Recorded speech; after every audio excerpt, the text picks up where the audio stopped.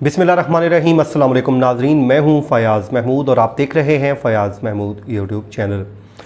जैसा कि नाज़रीन आपको मालूम है कि नूर मुक़द्दम कत्ल केस में फ़र्द जुर्म आयद की जा चुकी है और उसका बाज़ाब्ता जो ट्रायल का आगाज़ है वो 20 अक्टूबर से हो रहा है।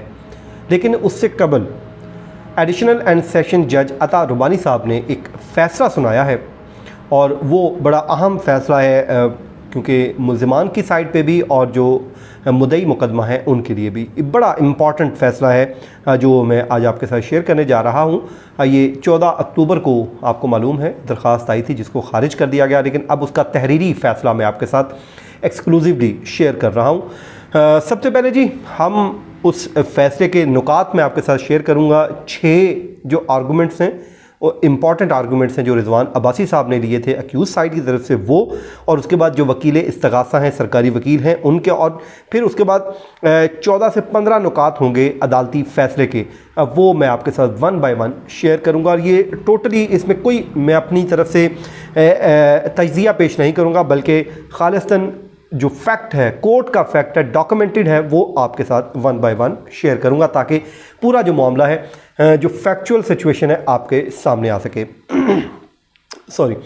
अच्छा जी, सबसे पहले जी अदालत अपने ऑर्डर में लिखती है कि ज़ाकिर जाफ़र के वकील रिजवान अब्बासी एडवोकेट ने एक दरख्वास्त दायर की जिस पे उन्होंने मौक़िफ़ ये लिया, नंबर 1, कि बादियो नज़र में मुल्ज़िम ज़ाकिर जाफ़र का से मुतल्लिक कोई शवाहिद रिकॉर्ड पर मौजूद नहीं है।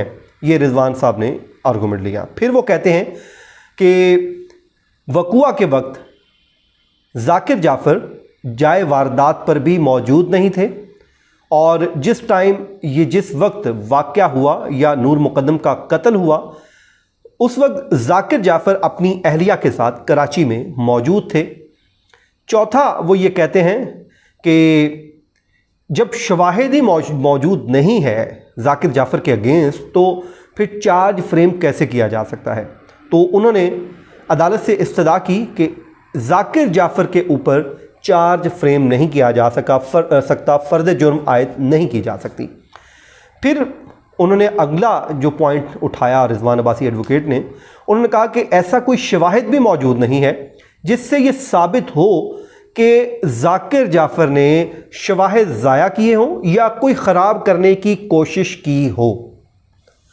फिर उन्होंने एंड पे प्रेयर की, अदालत से इस्तदा की कि क्योंकि एविडेंस मौजूद नहीं है ज़ाकिर जाफ़र के ख़िलाफ़, ऐसा कुछ शवाहिद रिकॉर्ड पे है ही नहीं जिससे उनको इस जुर्म के साथ लिंक किया जा सके, तो इसलिए अदालत से इस्तदा है कि उनका नाम मुकदमे से डिस्चार्ज किया जाए, यानी कि बरी कर दिया जाए। आसान अल्फाज में मैं आपको बता देता हूँ।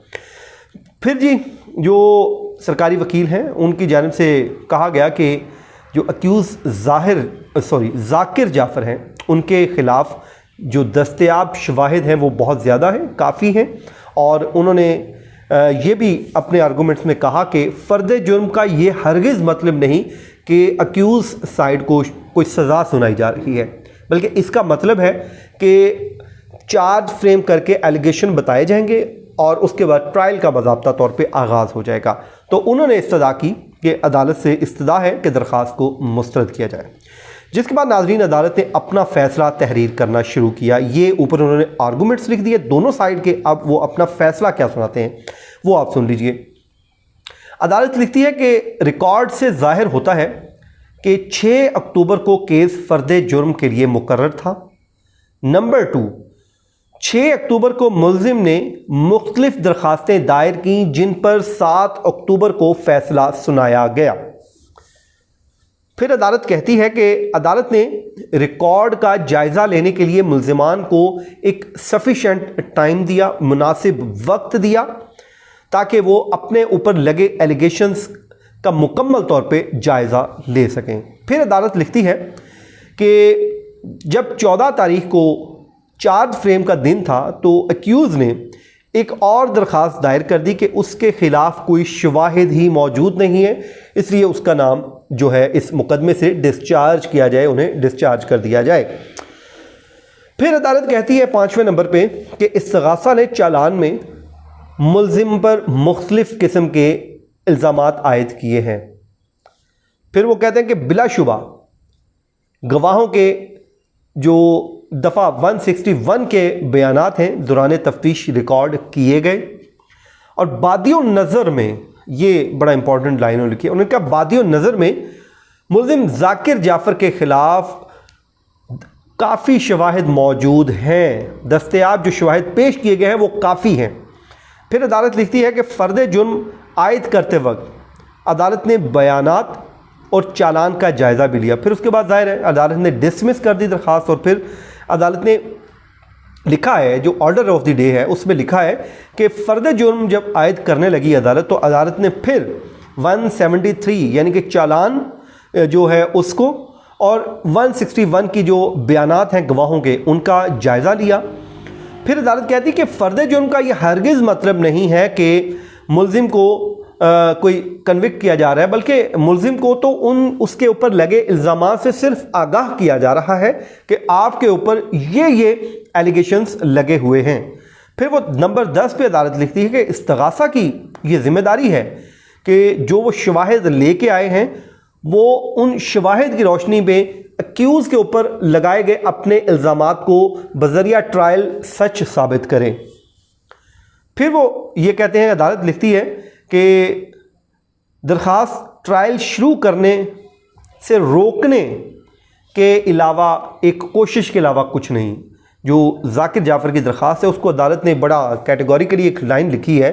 अदालत ये कहती है कि दरख्वास्त जो है, जो आज की ये दरख्वास्त थी, इसको ट्रायल शुरू करने से रोकने की कोशिश के अलावा ये दरख्वास्त कुछ नहीं। तो अदालत इस दरख्वास्त को मुस्तरद करती है। फिर अदालत कहती है कि हमने मुल्ज़िमान को एक मुनासिब वक्त दिया कि वो इन शवाहिद का जायज़ा ले लें, इसको पढ़ लें। फिर वो अगला जो जुमला लिखा है, जो मेरे ख़्याल में इनके एक्यूज़ से के अगेंस्ट इस्तेमाल हो सकता है अपर फोरम पे, वो अदालत लिखती है मुल्ज़िमान के कॉन्डक्ट पे अदालत ने एक सवाल उठाया। उन्होंने कहा कि मुल्ज़िमान ट्रायल शुरू करने में रुकावट पैदा करते हैं। ये बड़ा इंपॉर्टेंट है किसी भी एक्यूज़ के लिए। और उन्होंने कहा कि इस्लामाबाद हाई कोर्ट 8 हफ्तों में ट्रायल मुकम्मल करने की हदायत दे चुकी है और अब फ़र्द जुर्म की कार्रवाई को मौखर करने की कोई वजह ही नहीं बनती कि इसको मौखर कर दिया जाए। अदालत ने 17वां जो पॉइंट लिखा है वो ये कहती है कि मुल्ज़िमान पर फ़र्द जुर्म आयद की, अदालत ने मुल्ज़िमान पर फ़र्द जुर्म आयद कर दी और उन्होंने सेहत जुर्म से इनकार करते हुए ट्रायल का मुतालबा किया है। तो अलबत्ता जाकिर जाफ़र और असमत जो जाकिर हैं उन्होंने सेहत जुर्म से तो इनकार किया है, लेकिन दस्तखत करने से इनकार कर दिया है। ये अदालत ने अपने फ़ैसले में बात लिखती है।